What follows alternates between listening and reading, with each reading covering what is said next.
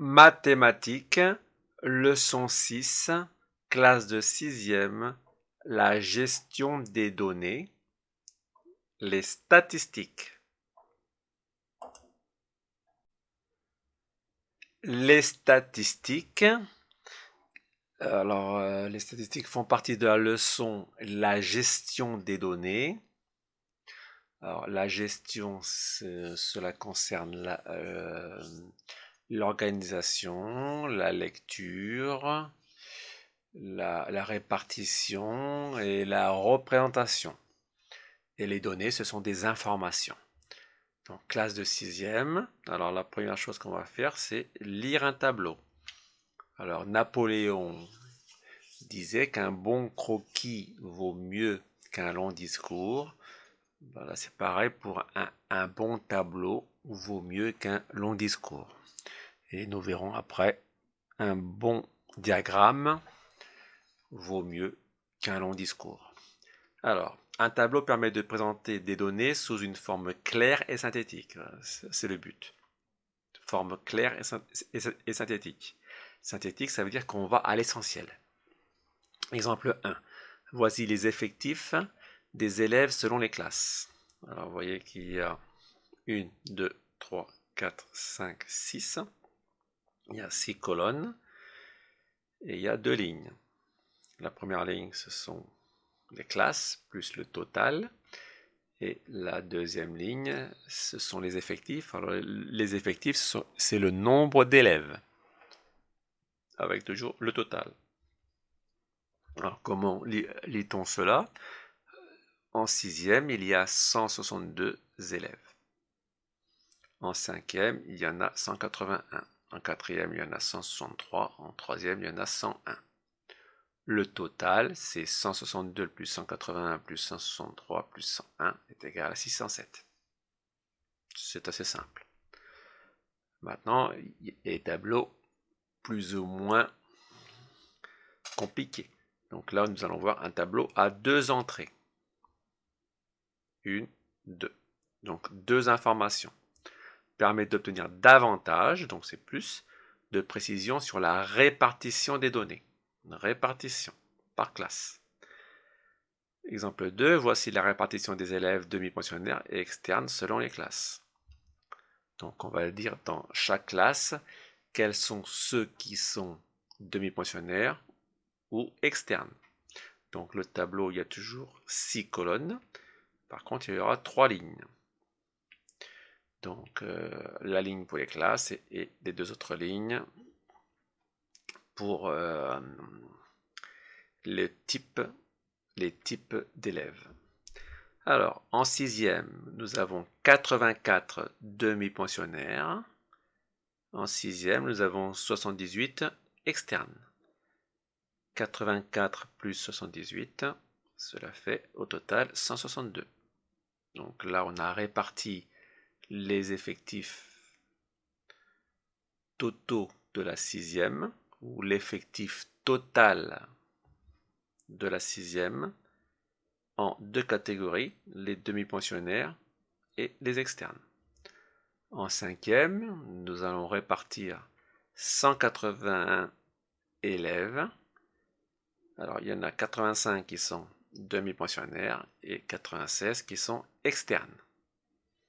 En quatrième, il y en a 72 qui sont demi-pensionnaires et 91 qui sont externes. Et enfin, en troisième, il y en a 37 qui sont demi-pensionnaires et 64 qui sont externes. Et donc là, nous allons faire le total des demi-pensionnaires. 84 plus 85 plus 72 plus 37, ça fait 278. Et le total des élèves externes, 78 plus 96 plus 91 plus 64, ça fait 329. Et si on a bien fait les choses, le total des demi-pensionnaires plus le total des externes, ça donne le total des effectifs des 4 classes. Voilà pour la lecture d'un tableau. Alors maintenant, ces données, on les a représentées avec un tableau. Donc là, on va les représenter par des diagrammes.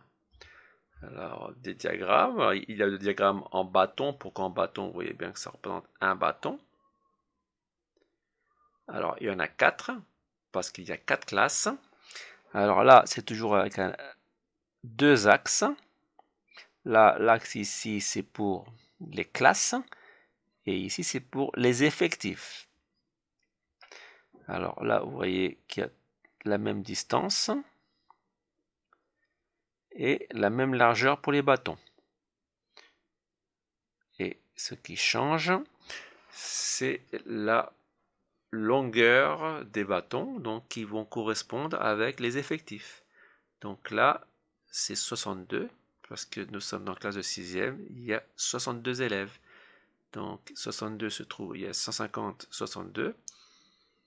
Voilà, ça forme un bâton.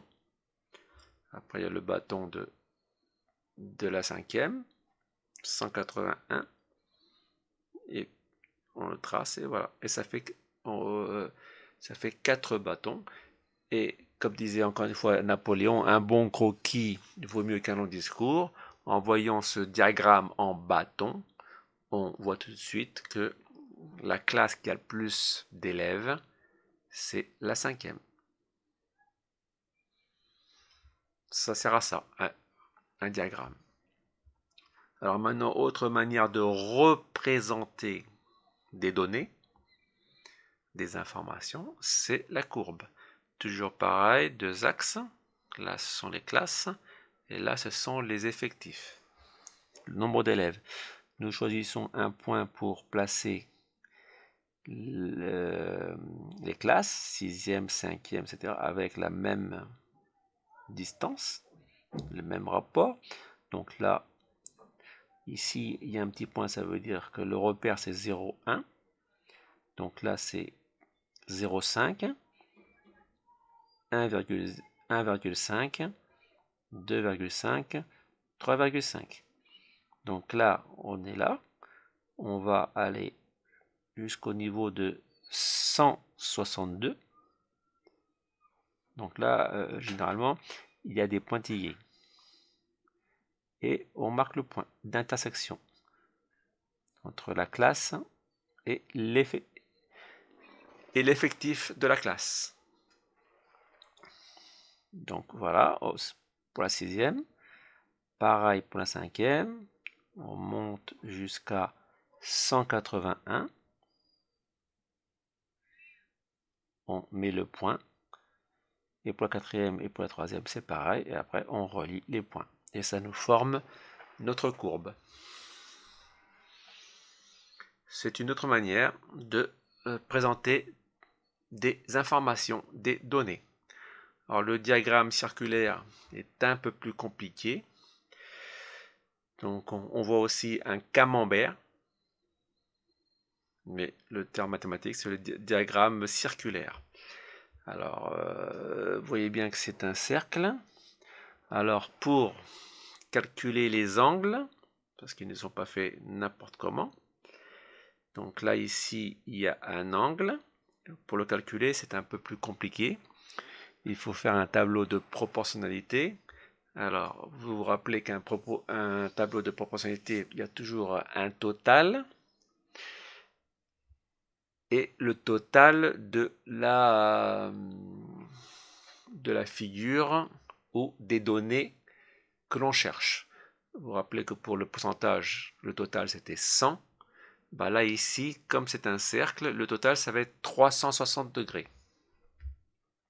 Donc, le tableau se présente. Alors, 360 degrés, c'est le cercle en entier. Ça correspond à 607 élèves. Donc, il y aura deux lignes, les élèves et les degrés. Donc, 607, c'est la totalité, donc c'est 360. Après, vous mettez 162. Et vous faites le produit en croix pour voir à quoi correspondent les 162 élèves en degrés. Donc 162 fois 360 divisé par 607 et vous aurez les degrés. Une fois que vous avez les degrés, vous prenez le rayon et avec votre rapporteur, vous formez l'angle. Et donc cette partie-là, ça correspondra à l'effectif de la classe de 6e. Et vous faites pareil pour les autres. Bon, c'est un peu compliqué, on verra ça plus tard. Mais là, c'est pour vous donner une vision de ce qu'est la représentation. Et toujours pareil, donc, mettre en lumière les informations pour que le diagramme soit lisible, que l'on comprenne tout de suite. Ici, là, les axes, on marquera effectif et là, on marquera classe pour donner toutes les informations.